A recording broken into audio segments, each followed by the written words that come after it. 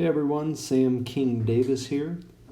I am going to show you today how to import custom fonts into Affinity Designer on the iPad. Now, I have already downloaded some fonts from this website, dafont.com.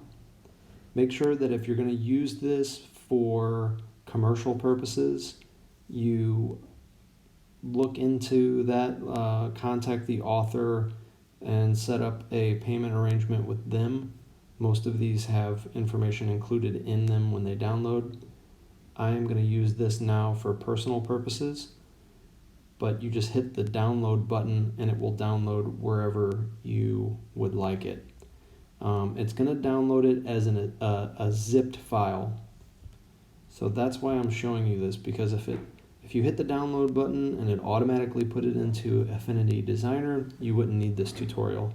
So let's get into it. Here's my Dropbox. That's my cloud service that I'm using. Okay.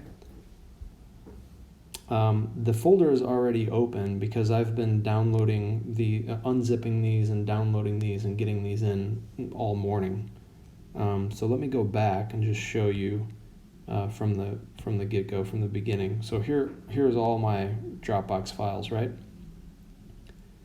When I was putting these into my Dropbox, I made a folder called Sketcharium Fonts. That's the project I'm working on right now.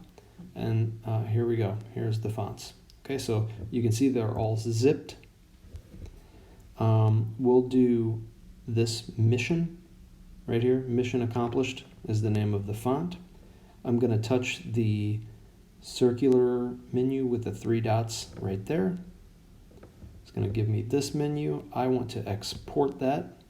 Now, earlier I mentioned I used this app called unzipped. So there it is at the bottom, unzipped. And it's a free app, and that's why you're seeing this ad in the upper right hand corner.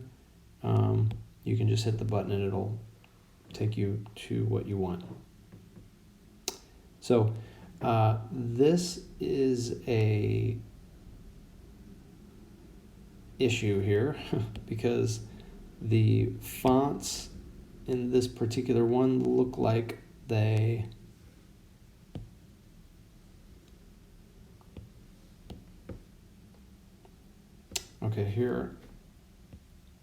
there.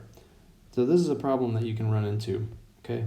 This person is not selling the fonts for himself anymore. So they look like they're available for download, but they're not. Okay, so unfortunately, there's a sample. Unfortunately, we're not going to be able to use this font. So I'm going to keep the video going.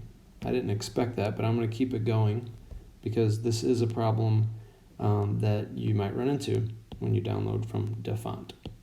So that one's no-go, and since it is a no-go and it's already highlighted, I'm going to go ahead and just delete that one. There it goes. Let's pick another one. So here's another font. This one's called Plump, right down the 3rd row down. I'm going to try that one. Zipped file, export that zipped file. I'll hit the More button because it's not showing. Scroll to the bottom and there's my WinZip. So I'll click WinZip. That opens it up and voila, Plump full. It's a TTF file. That means that the font has been unzipped. And what I want to do is I'll hit the menu button over here on the right hand side. I'll do it again over here all the way on the right, the circular menu. Okay. It'll pull up the menu at the bottom. I don't want to do any of these things at the top. I want to go all the way to the bottom and hit share. Now, what I'm doing now is I'm putting the unzipped font library back into my Dropbox, and I'll show you why in a minute. I want to show you something here that was frustrating to me, and I want to tell you how to avoid it. You see the Dropbox menu here on the slider menu? If you hit that, it's going to give you the option to send that somewhere. If you want to send it somewhere, great, but that's not what I want to do. Instead of this menu here, you want to go down, and it says Save to Dropbox. So hit that one. And what that's going to do is it'll put the unzipped font library back into your Dropbox. And since I've already done this a couple of times this morning, you can see that it's pre-selected to go back into the folder Sketcharium logo. At this point, you can also change the name of the font if you want, but I don't want to do that. So I'm going to save it. Okay, super. Now it's back in my Dropbox. Now that the unzipped font library is in my Dropbox, I want to go to Affinity Designer. I'm going to go back to my control panel. If you look in the upper right-hand corner, you'll see the icons. Click the cog. In the left-hand column, you'll see fonts. Touch fonts. And you'll see a list of these fonts. These are the ones I've already done the same process with. So go all the way to the bottom, you'll see the little cloud. Dropbox is a cloud service for people who are unfamiliar with what a cloud service is. And you can see, see if I can zoom in. No, I can't. But you can see on the right-hand side, there's a highlighted text. There it is, plump full TTF.